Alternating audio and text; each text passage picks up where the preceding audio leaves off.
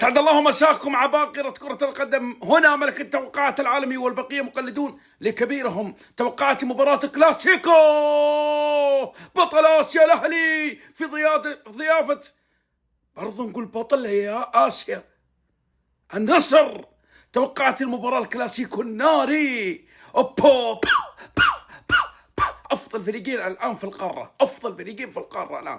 هذا يعتبر هو السوبر الآسيوي، مباراة القمة في آسيا، مباراة راح يشاهدها أكثر لا يقل عن 2 مليار متابع.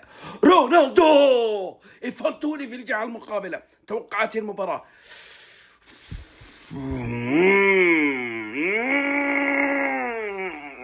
بعد مشيئة الله فوز النصر 1,000,000%. الأهلي لن يملك الجرأة لهزيمة النصر، ليس لديه الإمكانيات ولا القدرات حتى لو لعب النصر بدون حارس أن يفوز. فنيا أتكلم النصر أعلى، وسيصيب الأهلي جبروت النصر وطغيان النصر بكرة. من ينقذ الأهلي من شر النصر غدا؟ فوز النصر أتوقع يا ب3 يا ب4.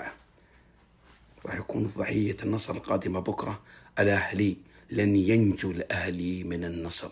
ليلة حزينة لجمهور الملوك. ملك التوقعات هنا، وإن ما حدث سموني الخنفس الحكيم. بعد مشيئة الله فوز النصر.